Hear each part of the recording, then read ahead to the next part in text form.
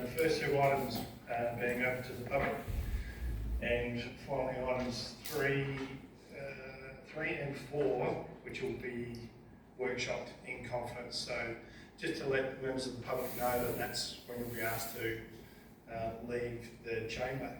So with that, we'll get into the first item. So we've got David McDonald, CEO of Care in Motion, is going to give us an update. Thanks, David. Thank you much, Ben. Good evening, everybody. Hope you're all well. Nice to see, well, some of you again, some maybe new faces. You're half frozen. You're familiar with that? Yeah. I'll get that covered.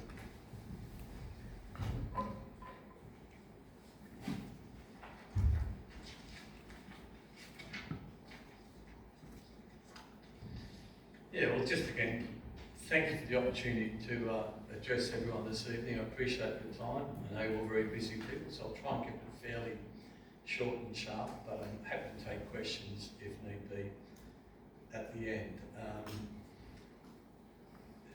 I'll start up front by saying that Yorke Peninsula Council has been a great supporter of ours, and we truly value the support of the council. We believe we provide a critical and essential service to the Yorke Peninsula, and as you'll see by some numbers I'm about to show you, it's not dying.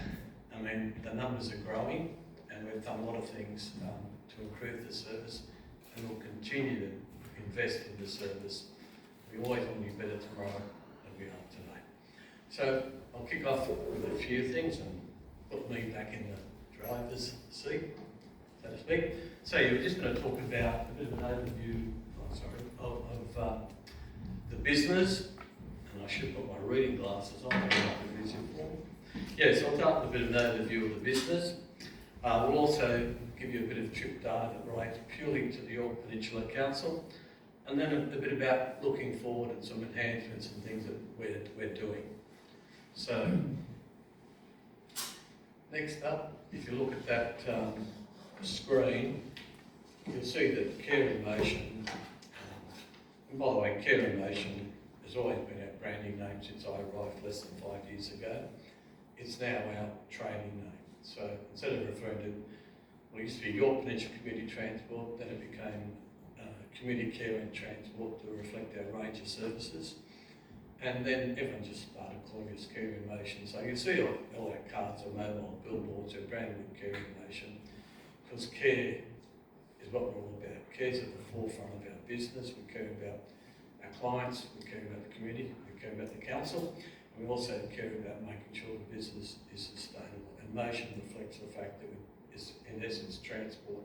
We're always mobile, always moving, and with our aged care volunteer visitor scheme, which is going really well at present, we go to people's homes, we develop friendships and support for them. They don't come to the office, they're always welcome to pop in if they like. And so that hence where you get that Care in Motion from, a quick sort of summary. But yeah, in the last financial year, and it will grow again this year, so the last financial year, 23-24, we had 15,178 trips. Not bad for a little, small not-for-profit with head office in Middleton on the Yorke Peninsula. And I think we'll feel it's something that we all should be extremely proud about. This is a business that's growing into other council regions within South Australia, but our home is Middleton. It's something we all should be very proud of. Last year, as far as distance goes, or kilometres travelled, we travelled 1,631,136 kilometres. It's massive. That is absolutely massive. We transported 3,900 clients who travelled with us during that time, and we had 151 active volunteers, and always looking for more. We're probably, it varies, we're probably about 170 now, but it'll drop off soon because it's winter and all the grey nomads, all our wonderful volunteers go north, and we may drop down to below 100, but if you know of anyone that is interested in volunteering, by all means, please encourage them. It's critical. And I just want to clarify something about our service too. I presented to a Provers Club not so long ago, and the President opened the meeting by saying, Care in Motion is a fantastic service. I hope none of us ever have to use it. His perception was it was purely for medical, which it isn't. And I'll touch on that in a minute when I go through these numbers. So if you look at the top screen there, if you go, we're going to be a bit different, we'll go right to left. So for the previous financial year, all Care in Motion trips were 15,378. For the Yorke Peninsula only, it's over 4,000, about 4,090. In the current 9 months to FY25, we've got nearly 8,000 trips in total, and for the Yorke Peninsula, as you can see, it's just over 3,000 trips, which is quite significant. So if you look at that as a percentage, it's probably getting close to what, a third? So 33 or a third percent, or a third of all trips that we conduct are for the Yorke Peninsula. Passengers in the 9 months to FY25 were transported 481. Last year in total was 520 odd. So you can see we're on track to exceed that this year. Ageing population, the demand's increasing. And a number of factors you have to take into account.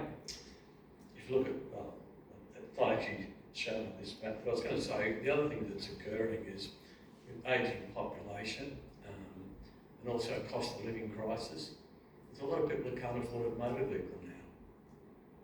They can't afford to buy one, they can't afford to run one, they can't afford the registration, they can't afford the insurance, or perhaps there's medical reasons. So the demand on our services is increasing.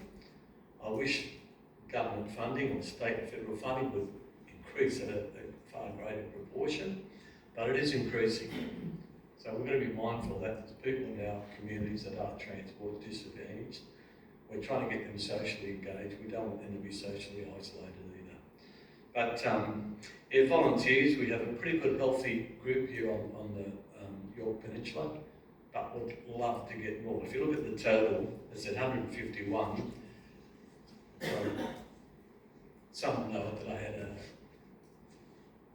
probably my eye. I had some surgery to move a cataract and it went wrong. So I've got, with some glare, I don't see as well, so my apologies. But anyway, it's 62 volunteers currently on the Yorke Peninsula. That'll be the strongest in any of the areas that we operate in. So it's a big thank you to all the volunteers on the Yorke Peninsula. Very proud of what you do. Looking forward, currently, earlier this year, the Department of Human Services, who look after state funding, or under 65 funding as we call it, and finally got around to doing a review of the various areas that are covered by transport. At a federal level, we've got aged care regions. At a state level, they used to be called CPN, Community Passenger Network Regions, and then you've got council regions. None of those really sit nicely on top of each other. So there's variation. So to the credit of DHS, Minister Nat Cook and the team, they worked hard to try and align those boundaries so there's better alignment between state and federal. So we submitted for a tender back on the 17th of January this year. It was due for announcement on the 11th of April. It's now almost 2 months overdue. And I think part of the delay, and we can talk about here, is that the Red Cross, who had coverage in quite a few areas under 65, have relinquished all, it's public knowledge, have relinquished all their under 65 funding. They do not want to do transport for anyone under 65 anymore. So it's left quite a few gaps. And as I've stated, I advocated for with the Department of DHS, it's impossible to run an effective and efficient community transport operation with purely state funding. You really need state and federal, because the money that's being provided is insufficient, especially at a state level. So if you get the over 65s, you can run it more effectively and almost get to a break-even point. I think it's going to be ludicrous that they didn't do that, but they've ploughed ahead and now they're trying to plug some gaps that the Red Cross previously filled. I can't talk about it too much because I've been involved in confidential conversations, but we've been approached to fill some of those, but I'm happy to say, or reluctant to say, whichever way you look at it, we've assessed the situation and we've declined. We've categorised it as extreme risk financially, and also extreme risk from a reputation point of view. We've worked very hard to build Care in Motion to the great organisation it is today, but we won't jeopardise it. We'll do considered and measured growth, but we will not take high risk. Anyway, the department accepted our explanation of that, so there's some things we won't be taking on, but what affects us and that it will force to resubmit for York Peninsula, which includes Brunga West and Copper Coast, also the Northern Passenger Transport Network, so the 6 councils up there. There's the Flinders Alliance, and they've now brought Clare Gilbert Valleys Council, which is the Mid-North Passenger Network. It's probably common knowledge that Clare Gilbert Valley decided they don't want to do transport anymore. So we have submitted a tender. We're, any day now we're expecting an announcement, but we hope to be successful with that one because through the economies of scale, and for those that I'm a fully qualified accountant in a previous life, I also spent 30 years in the media, so I've got pretty good sales and marketing skills as well. But we can run that more efficiently. We're driving vehicles from the top down, would be Melrose, Orroroo, where I was earlier this morning, presenting the council, so it's been a long day. Running vehicles through Clare, we're running at least 5 vehicles a day through Port of Wakefield. So through aggregation, if we've got a vehicle with 1, 2, 3 empty seats, we can easily pick someone up without adding additional vehicles to our fleet. So the good news is it will make a lot of people happy, is that we'll be reducing, if we're successful, greenhouse gas emissions, which will be a good thing, but we can also expand the service to provide, I think, a far better and far superior coverage to many other providers within the state. As far as the over 65 funding goes, I can't talk about it, but nudge, wink, wink. Basically, we're probably going to, just waiting for a signed contract, I'll leave it at that. So just sorting that under 65 and we'll get moving on that, which will take effect, over 65 will take effect from the 1st of July. Under 65 will take effect from the 1st of September. But I think it's something that said that, we all should be so proud of this organisation. I work with a brilliant team. I'm the only bloke, and I've got lots of local ladies who are just incredible in their own right. They say we ride on the shoulders of giants. I'm riding on quite a few giants right now who really know the community, know it exceptionally well, know the people involved, and again, cares at the forefront of all we do there. When you get into the enhanced delivery service, I think, I've always been a keen promoter of the service, whether it be through radio, TV, press articles, things of that nature. So we always appreciate the support of the York Peninsula Country Times. They're always a good friend of ours. But in recent times, I'm pleased to announce tonight that we've just acquired, and it should be on the road in the next week or two, a brand new all-purpose wheelchair accessible vehicle, Astaria. Now we've got an old CT Caddy, which has been in our fleet for 15 years. It's hard to get that $100,000. Thanks to the Coopers Foundation, they granted us $50,000, so we're forever indebted with them. And we've had to raise the funds to get the other $50,000 for the modification. So the vehicle's sitting in our shed right now, all wrapped, ready to go, just a bit of insurance and things to be tidied up. And also, part of things is a new wheelchair accessibility vehicle. We'll go through a drill, making sure we know how to lower the ramp, get vehicles in, make sure that wheelchair client is secure in there and safe. And then we'll pass it on to our drivers. We won't go onto the road until the appropriate training's been done. But we're thrilled with that. It's a much superior vehicle. It's far more inclusive, because you imagine, for those who may have seen the old Caddy, whilst it serves its purpose, unfortunately, if you're seated in the back and you're there in the vehicle by yourself, the driver's up the front, it's pretty hard to have a conversation, especially on some of the country roads. There's a fair bit of noise and rattles going on. Well, this one gets the person more into the cockpit or into the car itself, and with the ability to carry more passengers, we can make a little community when we're transporting people to and from Adelaide. So they converse with each other, find out what's going on in their community, they can build relationships and communications. And I've got a fair bit of experience in that space without dwelling on it. My older brother passed away over 30 years ago. His youngest boy, Ryan, is my godson, was born with spina bifida. So I've had to assist with overseas trips with Ryan and all sorts of things. I was also, in one of my previous lives, I was the CEO for Variety Queensland. So I'm used to dealing with special needs children or special needs people. So to me, I'm really thrilled that we're going to get this new vehicle and get on the road pretty soon, which will be based here in Middleton for servicing the Yorke Peninsula. And I think that's something we ought to be very proud of. Taken time, but we got there. And just probably, and also I should touch on the enhancement service. There'll be other things. We've been working for some time on achieving ACES accreditation, Australian Standards, Excellent Standards, whatever they're called. I'm a bit tired today, but anyway, we've got our portal loaded to 85%. There's just a few things we're waiting on for feedback from our board, and then we'll have ACES accreditation going forward, which will further assist us. Not many organisations do have it, but we've been chasing it for several years now. We've been investing in staff with education, leadership programs. Erica's seen through a governance program, which he completed about 18 months ago.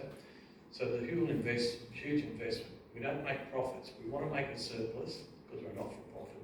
Those surpluses aren't divvied up to shareholders. They're put straight back into the business, which we're extremely proud of in that regard.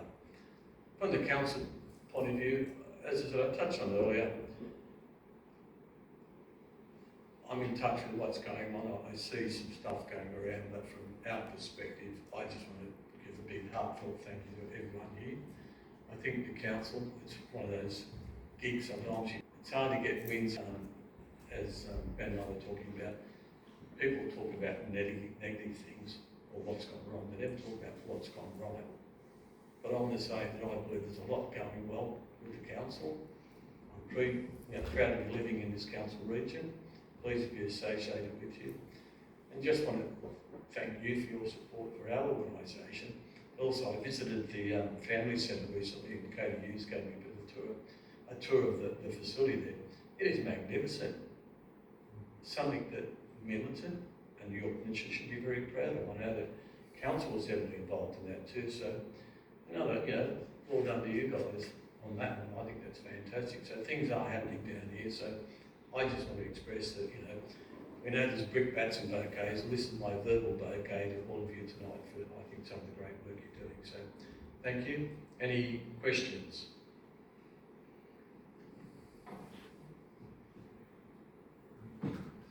That's why I absolutely smashed it. There's no question. Couldn't proceed anyway, but no, they did really well, so appreciate that update. No, thank you very much, and enjoy your evening, everyone. And thanks for the opportunity. And as I've always said, happy to be open, transparent. Anytime you've got questions, feel free in your active capacity then to contact me. Always happy to sit and have a coffee and talk informally or formally.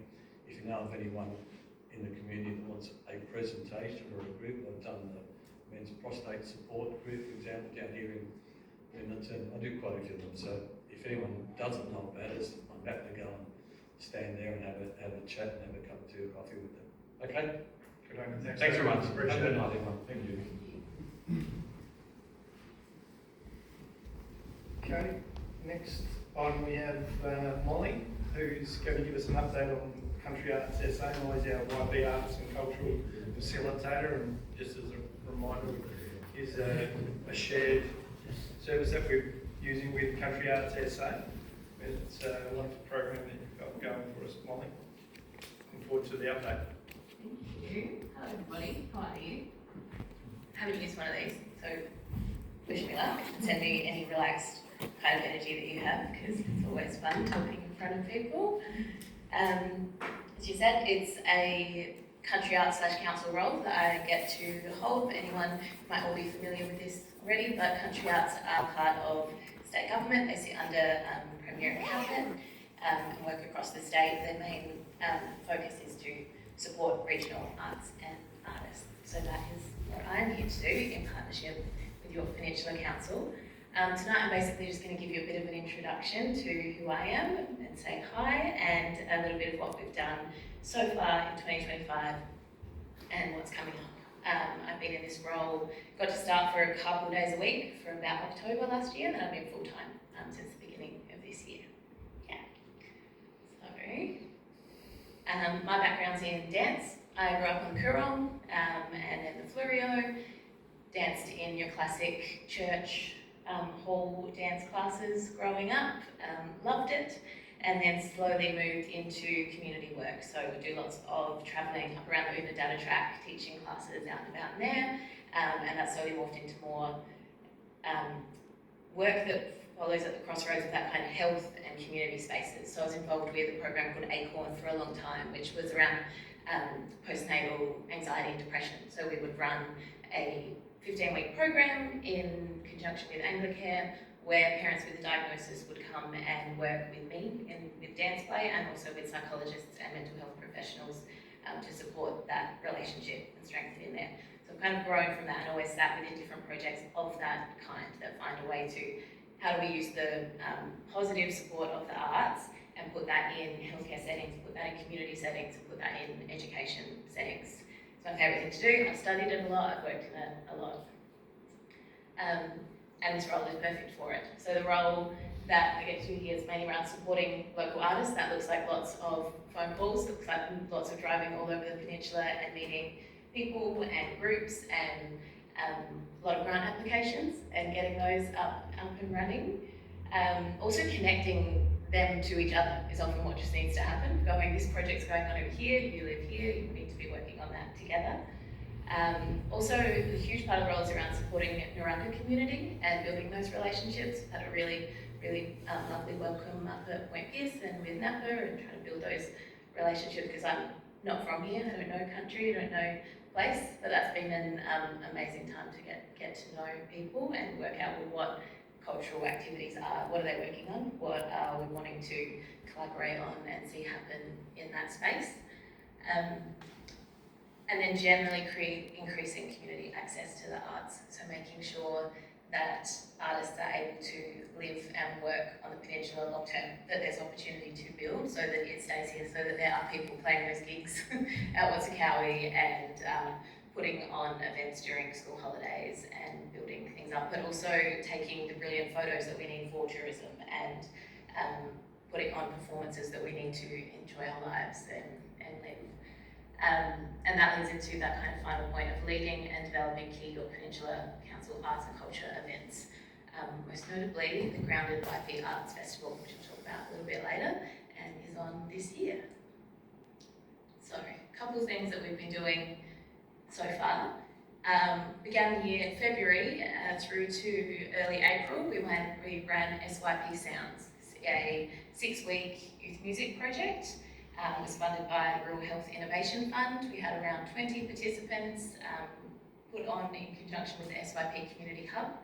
We partnered our artists, we had about 5 artists came on board and worked with local young people, and they co-created their own songs. What's it like to grow up on the Yorke Peninsula? How do we find words that explain that? How do we put that into music and create songs?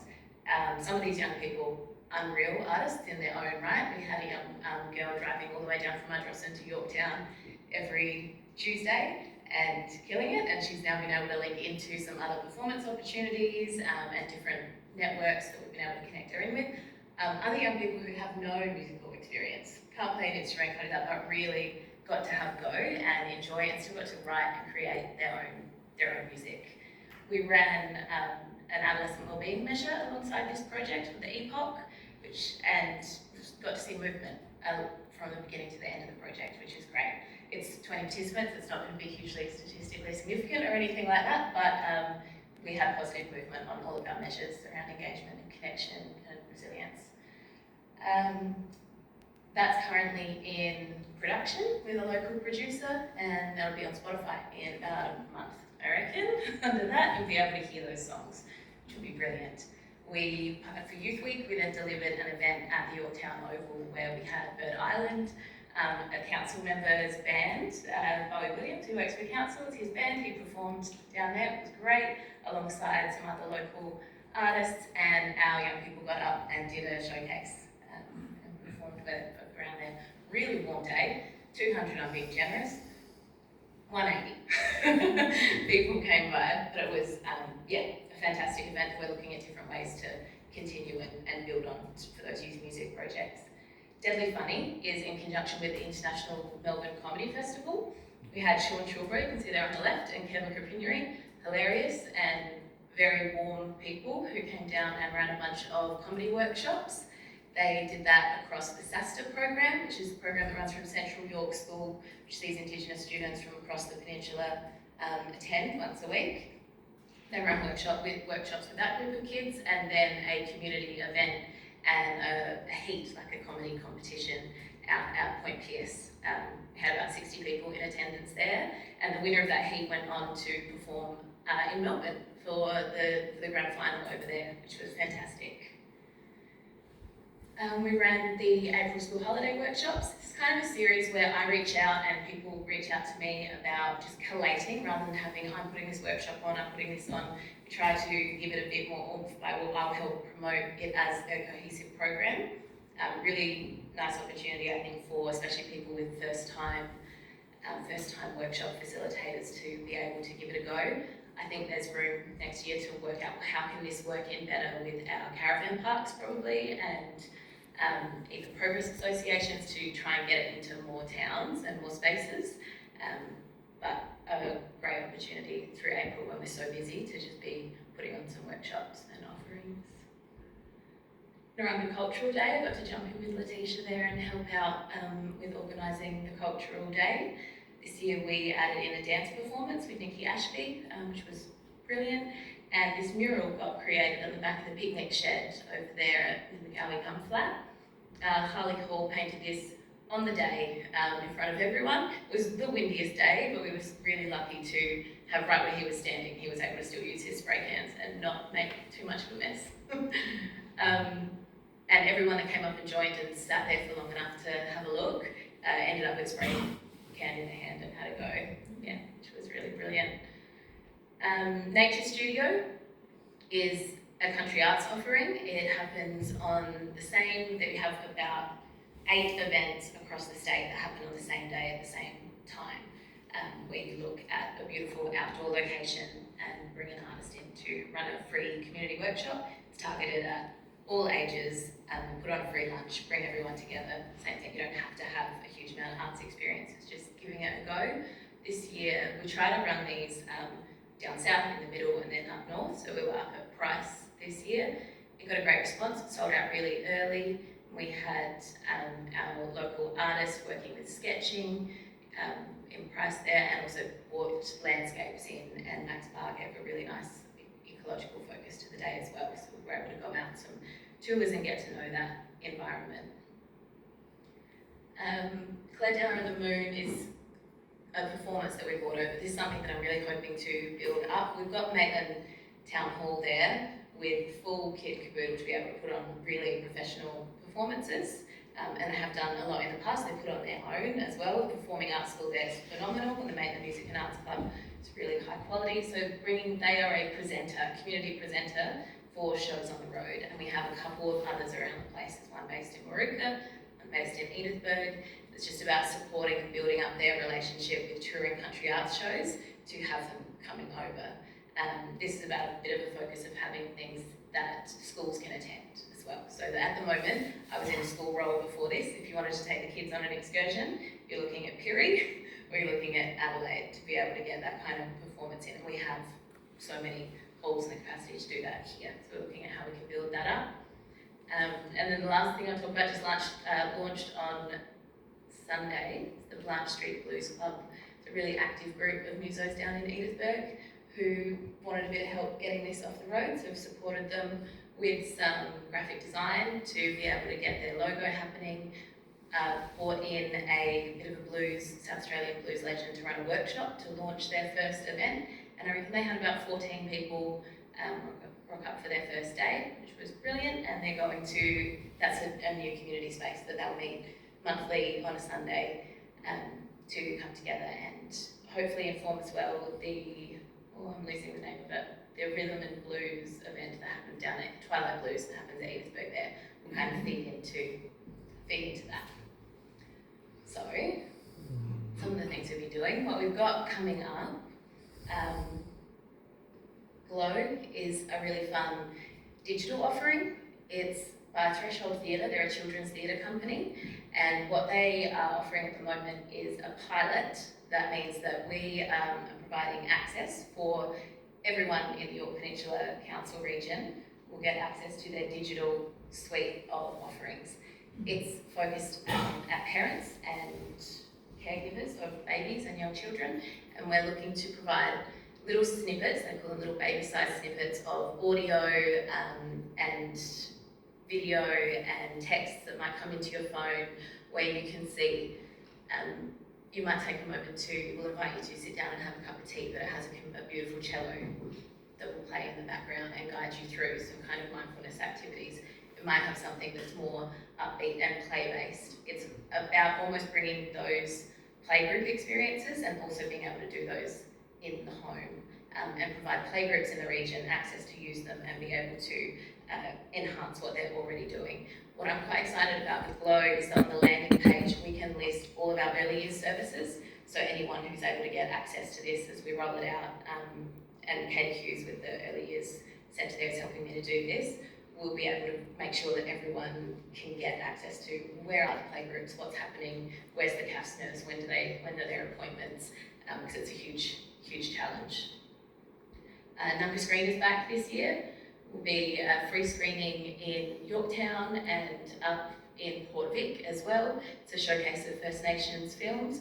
Really excited to be pairing it this year with bringing one of the filmmakers over, and they are going to run a bit of a choir workshop for the students at school screenings, because one of the songs and shows that are in the screening this year are in Narungga language. So we're going to be able to run a workshop at a couple of different schools and learn some of those songs and see how that works and see if it works well. Because if it does, that's something that we could probably build on to build a bit of that language awareness.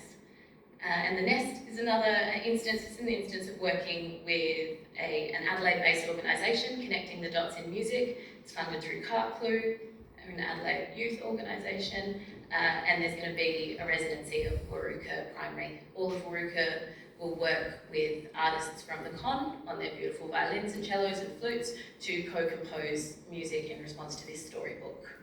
There'll be a performance of what they come up with at Waruka Town Hall on the 20th of June. And then in August, we have Grounded. So, Grounded, as I'm sure a lot of you know, is the evolution of the Yorke Peninsula Art Exhibit into bringing into more, it's been those traditional photography, sculpture and fine art exhibitions where locals can enter and there's prizes. It's now expanding into a more of a 10-day festival around how can we bring in workshops and performances and extra exhibitions. So we have got some solid partnerships in place. It's working with SA Tourism Commission at the moment and SALA, the South Australian Living Arts Festival, which is on in August. We'll be in all of their programs, kind of promoting to come to Yorke Peninsula in August. We've got a lot of things. I know it's cold, but they're inside. Come on over. We've got a good amount of sponsorships sitting at about 40 grand and grant incomes around 48 at present. We are looking at around 12 towns being engaged over that 10 days with 8 different art exhibitions and over 30 different workshops and events happening. Our fine art exhibition will be up in Maitland. Will be supported by the Progress Association up there. Will be open for the entire 10 days. Our photography and our sculpture will be in Edithburgh Progress Association for the entire 10 days within the institute there, supported by the Edithburgh Progress. And then we've got a few different offerings coming over. So Ardrossan have got involved as a sponsor and are bringing over Sea of Light, which is an interactive family-focused exhibition. This is a UV reactive floor that we'll fit out part of the Ardrossan Hall with.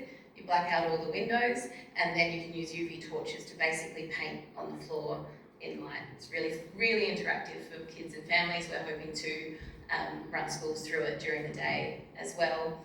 It's just that space where you get to come and go, oh wow, and draw for yourself and have a bit of a go. You can almost see up there, there's a boat behind this young girl, which has a huge UV torch attached to it. So you push the boat around, draws you a bit of a river over there.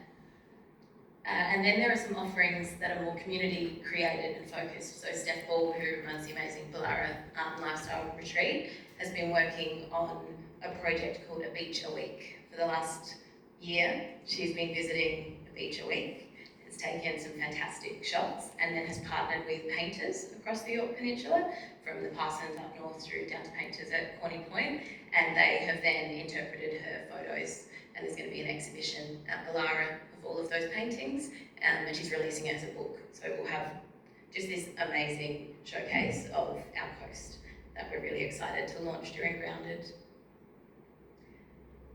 Finally, is an example of a big performance event that we'll have going on. We'll start up with our opening up in Maitland. There'll be workshops and things all throughout, moving throughout the peninsula, and then we're going to finish down at Marion Bay with a fire and lantern spectacular event. This is a project that will work with Narungga Dreaming Stories, especially the story of Widdada, the shark totem from down south. And there will be, imagine a lantern the size of a shark in the water with these really nice reflections coming around and some soundscape giving you, well, what is that dreaming story, and kind of coming over the top. A lot of these lanterns and fish lanterns and different things will be made within schools in the first 2 weeks of term 4. So we've got cultural educators and artists going in to co-create all of these things, and then invite them to bring their lanterns down for this final Saturday of Grounded. So please come along to this one. At the moment, program looks messier than that and is all over the place and getting kind of together. Give me 1 week and we'll be at this point. We'll be all ready to go to the printers and be sorted. And then we're pretty much set and getting ready, promoting as much as we can, getting everyone involved and getting people, first off, just down to the opening night, which will be at Maitland Town Hall on that Friday the 15th. We will have the fine art and the schools exhibition open there to look through. We'll also have the winning entries for the photography and sculpture brought up so that they're there to see on the day. Artwork is for sale, our prizes will be announced, and this will be our kind of opening to launch into the 10 days before we finish off down at Marion Bay with a very, very huge project that is absolutely going to come together and you're all going to come and watch, right? Beautiful. That is me, I reckon. Thank you very much for letting me pull that all together. It's actually been so useful to go. It's such a job where there's a lot of different things happening and in the air all at once. I've really enjoyed being able to put it together and see, okay, no, there's plenty happening. So let me know if you have any questions, because I'd love to answer them. I don't know what you've been doing, Ollie. Yeah. Any questions from the collective towards mine? It's an amazing amount of work which has been done and goes against the theory that there's nothing to do here during the winter months. This proves exactly the opposite. So, anyone got any questions for Molly while she's here? Well, she's not doing anything, clearly. Okay, just commitments that you're all coming to opening night and at least 3 other events then. That's what I say. Fantastic. Thanks, Molly.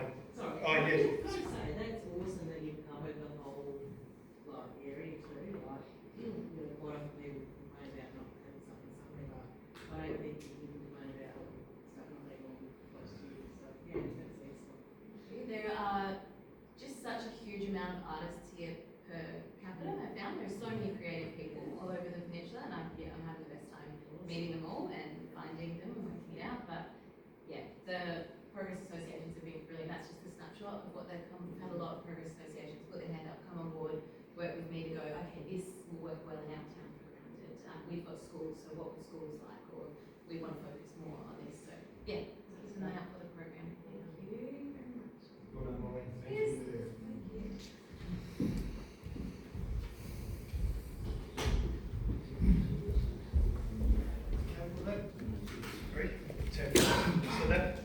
So we'll close the first section of the briefing session. So we'll now be going into confidence for the remainder of the session. So thank you